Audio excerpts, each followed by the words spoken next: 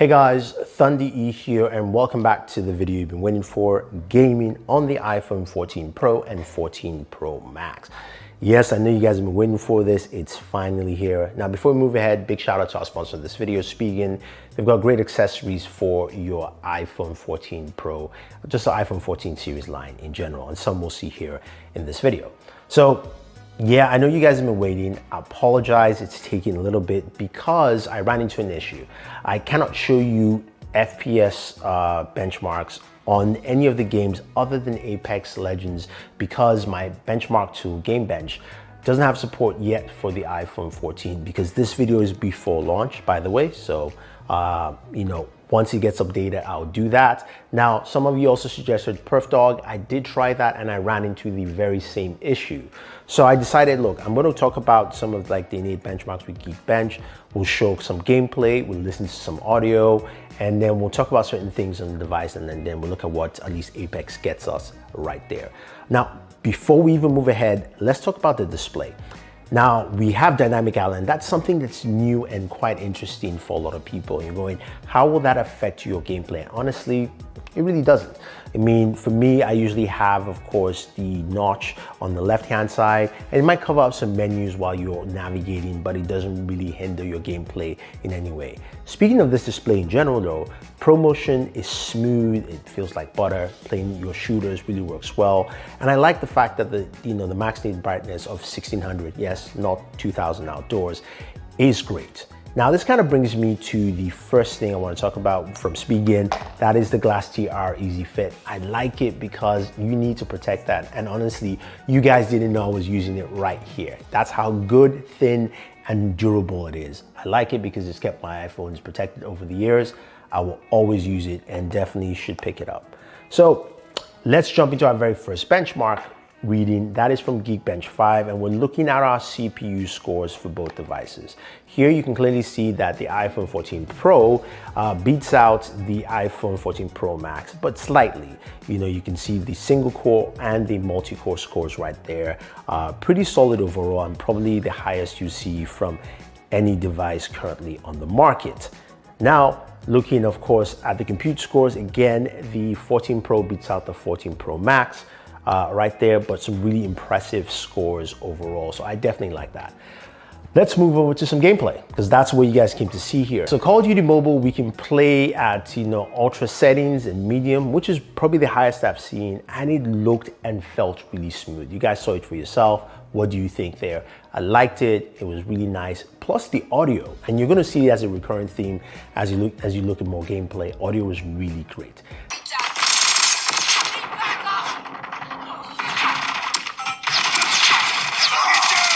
Now, in terms of temperatures, Call of Duty Mobile, it was like 102, which is actually not bad, but a little higher than I expected.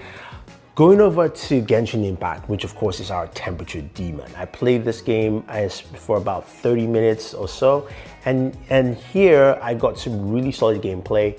I ran it at 60 frames per second. I can't, of course, show you what it was, but it ran pretty smooth. There were a few hiccups here and there, but nothing too crazy, but it felt standard from what I could expect.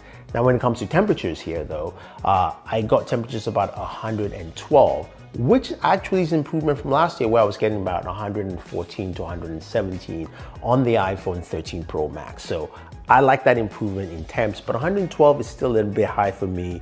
This is why I love that, of course, Cryo Armor case. Now, that is my favorite case that I've used from Spigen on the Galaxy S22 Ultra. I loved it because it helped bring temperatures down, and in this case here, it will do exactly the same thing. So it has the Arctic Flow technology with graphite and silicon to help absorb heat, and then you've got that air cube pattern that basically allows for better ventilation for your devices, which is pretty great. Plus, you do have nice bumpers around, so this will protect it from drops and falls as well. But the great thing is running another temperature read after I actually gamed with this, I got temperatures at 107, so at least I got a nice reduction of about 4 to 5 here in terms of degrees. This is all in Fahrenheit. I liked it, and definitely if you're playing any other game, you get much lower temperatures using this case. Really solid overall. All right, PUBG Mobile ran really well at, of course, smooth extreme as you would expect. Felt really smooth, good gameplay, and again, great audio from this. The blue team is in the lead. Now, when we played at Ultra HD Ultra, I felt it looked a little jittery to me, but that's just something, you know, I would have to measure and see, but that's usually around 40 frames per second there. I don't know what you guys thought. What do you think about the gameplay there at Ultra HD Ultra? Now, moving over to Apex Legends, the one game that we can actually get benchmarks from, I definitely ran it at the recommended settings and I got 40 frames per second on there. Again, it played well, really smooth. I really like Apex Legends Mobile is a nice game to play. Then I also ran it at least the highest setting. I went to the Ultra and I got 60 frames per second. This was great because I was able to see this push to a nice solid frame rate. I haven't seen this yet from other devices, but I'll go ahead and check. I do like the fact that it ran really well for both. So you can see that the iPhone 14 Pro and 14 Pro Max do a really good job in actually playing games as well as you like. Now, when we move over to game streaming services, Xbox Game Pass, and Stadia both played well. Game Pass playing Wildlands, that actually was really solid. I loved the fact that I actually gamed pretty well, and I was able to play with no issues. Same thing with Mortal Kombat on Stadia, that also played very well. Now you guys can see I'm using two controllers here. Both are game mobile controllers. One is Backbone, the other is Razer Kishi V2. The main thing I wanted to check here with these two is would they actually fit properly with the new improved cameras on the 14 Pro Max, especially with the slightly bigger bump. And it still did fit. So I like that there with both the Backbone and Razer Kishi V2. Whichever one works for you, you can go ahead and check those out. Now, you're probably wondering, what about battery life, especially in this gaming session? So I started off playing the Pro Max for about an hour. I started at 96% and I got down to about 77. While with the iPhone 14 Pro, I started at 99, and in about 45 minutes of gameplay, I got down to about 77%. So really solid there, and I liked the way it handled. Plus, you know, if you're gonna be gaming for a while, you definitely need a charger, something Apple just doesn't provide. And that's why I would also recommend the ArcStation chargers. Now they've got the 352, which is a charger that does 30 watts, supports the new charging speeds for the Pro and Pro Max.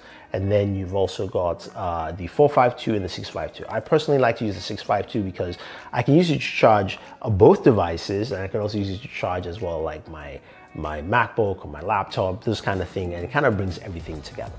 So the iPhone 14 and 14 Pro Max, from what I can see, do a really good job at gaming. The temperatures have come down, which is great. I'm glad to see that that's there. It's not super high, but it's still high.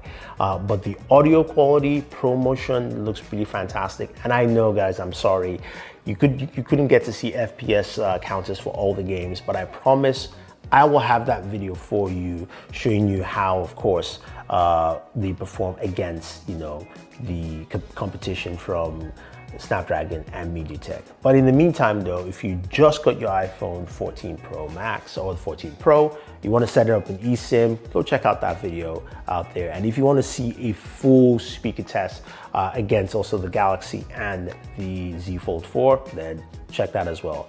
Stay tuned, guys, and enjoy entertainment.